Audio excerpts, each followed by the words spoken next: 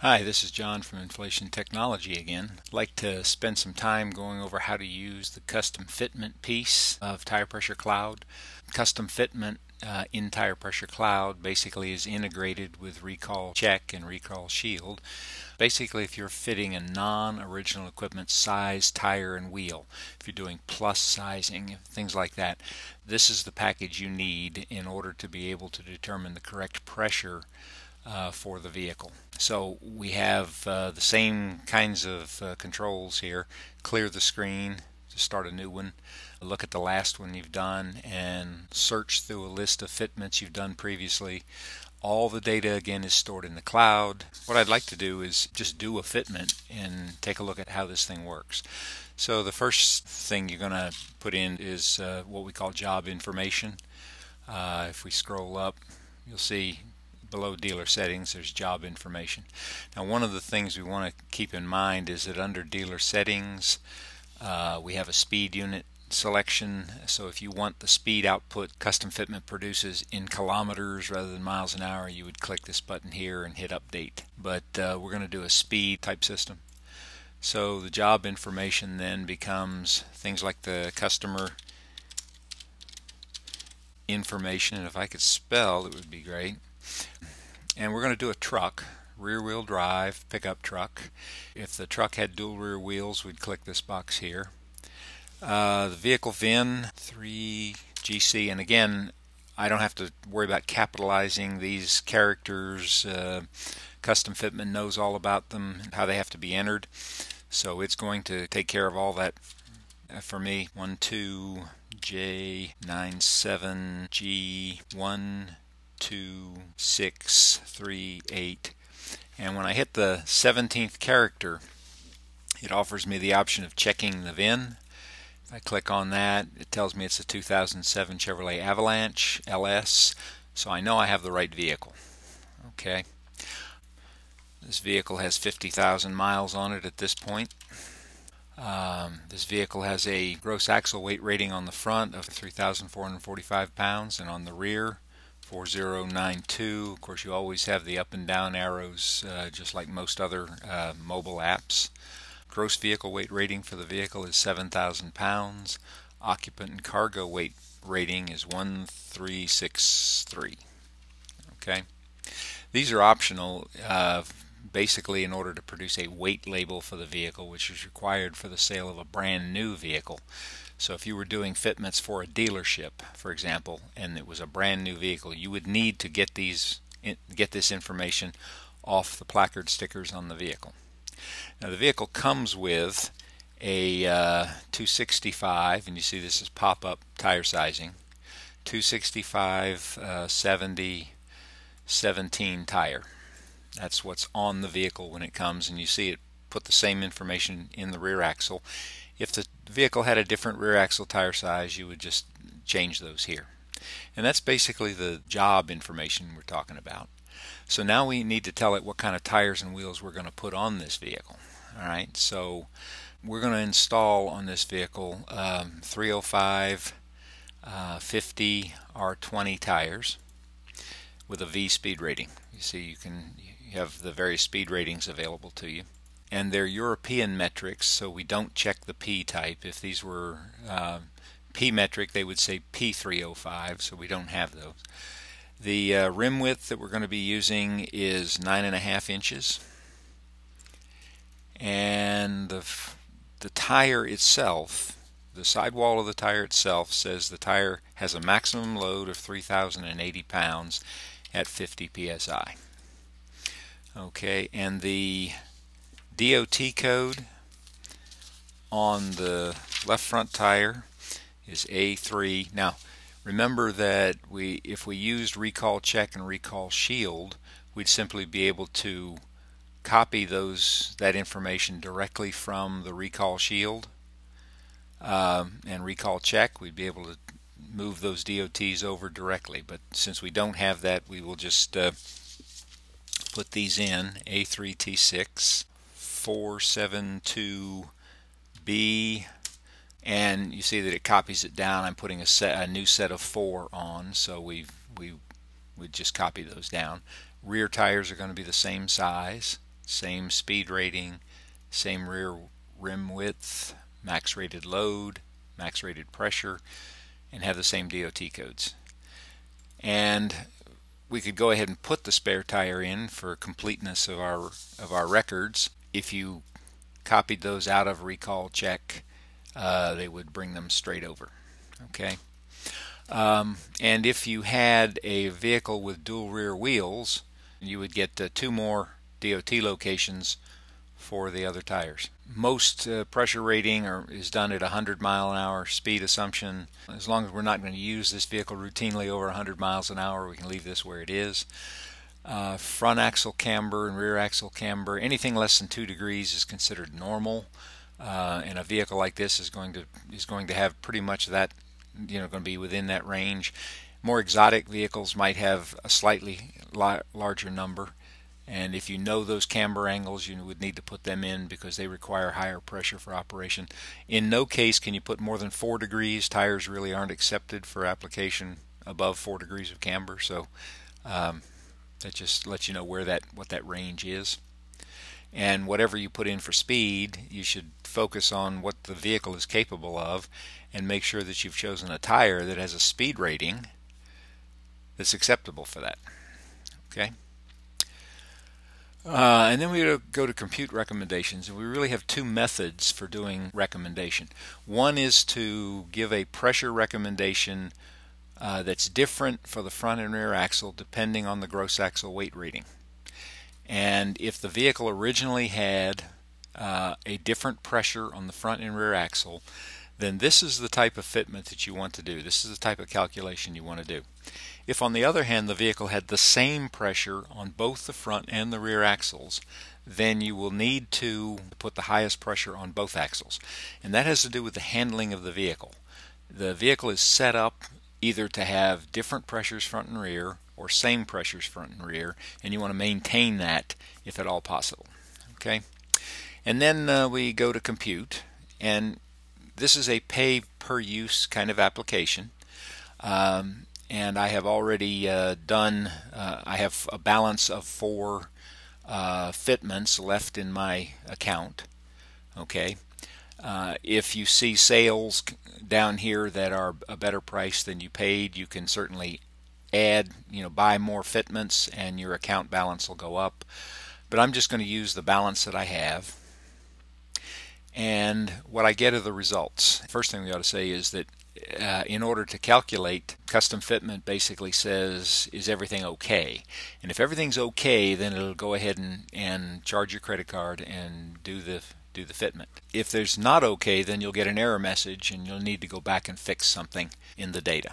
Okay, so under wheel width requirements, we selected 9. We said we were going to put 9.5 inch wide wheels on. For this particular tire, we could put anything from 8.5 to 11, so we're green. The recommended tire pressures in this instance are 30 and 35 psi. The maximum pressure on the tires, remember, is 50. The minimum tire pressure just to hold up the gross axle weight rating is 26 psi on the front and 30 on the rear. And we always add a 15% margin to get to the recommended pressure. Now you'll notice there are little up-down arrows here. Okay, I can raise this manually. What I can't do is go beyond the maximum tire pressure. So let's kind of scroll up here and you see it turns yellow and you can't go any further. Similarly, I can't go below what the system came up with as a recommended pressure. So let's go ahead and set this to 32 psi. We recompute and then everything is steady. The recompute allows us to capture all that information in the system. Okay. The thing also tells me that my new tires are 1.27% larger than my original tires. You notice you try to stay within that plus or minus 3% window for the speedometer effect.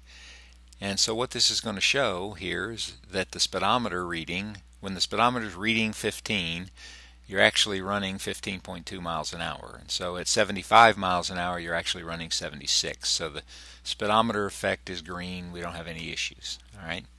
So now what Tire Pressure Cloud is going to allow us to do is to print all this data in forms that are useful. The first is the pressure label. This is the label that you're going to stick on the vehicle next to the pressure placard that's on the vehicle door jamb.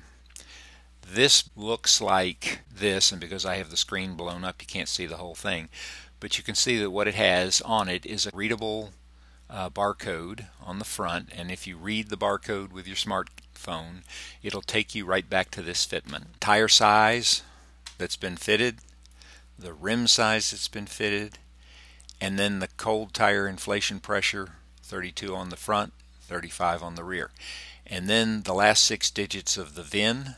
If you're doing multiple fitments and using a wireless printer, for example, you want to make sure you get the right VIN, the right label on the right vehicle. Okay, and you can print this by dropping it on the printer program in Windows. You can print it wirelessly from your various tablets and so on. Now, if you're doing a new vehicle for a dealership, that is a vehicle that's never been licensed, the question is, do you need to do a weight label? So the rule is that if you're putting on more than 0.5% additional weight, 0.5% of the gross vehicle weight rating, then you need to redo the label. You need to subtract that extra weight from the occupants and cargo allowable. So what we're going to do here is the original wheels, we roll one of them up, wheel and tire, we roll one up on a scale, measures 73 pounds. The new wheel and tire weighs 88 pounds, and you can see that it copies the front to the rear. So, but if you have different size tires, front and rear, then you would put those in. The vehicle placard was 7,000 pounds. 5% of that's 35. The occupants and cargo weight from the vehicle placard is 1,363 pounds. We're adding 60 pounds of additional weight, so it's more than 35, so we need a new label. So we compute and then we print the weight label, and what you've got here is another label, another readable code that takes you back to this fitment, tire size, and then the combined weight of occupants and cargo should never exceed 591 kilograms or 1,303 pounds. So this is a lower level, lower amount than it was before. And you can see that we now have the VIN. We have the VIN on the side, so we get the right label on the right vehicle. And then we close this, and we can print the fitment report. And it's optional. Remember, in Recall Check and Recall Shield, the repair order number is not optional. We can have a different report header if we want. We can change the output notes on that are going to be printed on the page. Update, and then print the fitment report. Now the fitment report then has your dealership logo, information, so contact information, the date the fitment was done, the invoice number, the customer name, the vehicle VIN. You notice we've X'd out the last 6 digits of the VIN for privacy to the customer. The vehicle type we're fitting is a pickup and SUV. The weights, front and rear Gower weights, cambers. The information we pulled from the VIN check is here. The rear axle, rear drive, and so on. The original tire size, the new tire sizes that are going on the vehicle. Notice that all the DOT codes that were fitted are here. The installed rims are here. The new adjusted occupant and cargo weight limit is here, and what the change from OE was. And then the recommended pressures, you notice we flagged that it's a manual setting on the front to 32 psi. And you would do that, for example, if the original recommended pressure for the vehicle was 32. You would want to make sure that you didn't set less than that unless it was a completely different type of tire. Okay, think light truck, load range E versus load range D. Okay, but here, because we're doing passenger car tire to passenger car tire, we probably want to keep the same OE pressure front, even though we don't need it, and we have a higher pressure rear. Okay, the speedometer effect, so that the customer knows exactly what the speedometer change is going to be, and then an image of both of the labels. So at the conclusion of the thing, we have the image of the labels, and in fact you can read this QR code with a smartphone on the printed paper, and it'll take you to our cloud site, and all that information, all this information that was put in, is stored there. Okay, so the printout then can be printed and put in the file, printed and given to the customer. I'd recommend both, but the information is always available to you in the cloud. You don't need to store it electronically. We do that for you. Okay, and at this point in time, then we'll have instructions, these videos, and so on here. At any time, if you click on the Label Refills tab, what you get are things like the label to use, what to order, the types of printers that we support, and basically we support any Brother PT printer on this application. I recommend the wireless device, but this one certainly is usable. This one plugs directly into your computer, and they both print the P-Touch labels. Okay, these are Mylar labels with a high adhesive back, waterproof, just very durable for this kind of an application. You do not want to put paper labels in the door jamb of a car and expect them to last. Okay, and this pulls up directly from Amazon, so you can order directly from there if you have an account. I think we've then covered basically the fundamentals of custom fitment, what to do, how to do it. You can go on to the website tirepressurecomputer.com, and there's a complete instruction manual talking about how to do custom fitment and so on. But basically the steps are the new job information, the new tire information for the new tire and wheels, and then compute the pressure recommendation, and then print labels, the pressure label, the weight label, and then the fitment report. Those would be the steps involved. Okay, and at any point when you get ready to compute recommendations, if the custom fitment app says you don't have a tire that's big enough, or you don't have a wheel that's wide enough, it'll flag those kinds of conditions for you, so that you can go back and get the right stuff for your customer. Okay, and I thank you for your attention on this.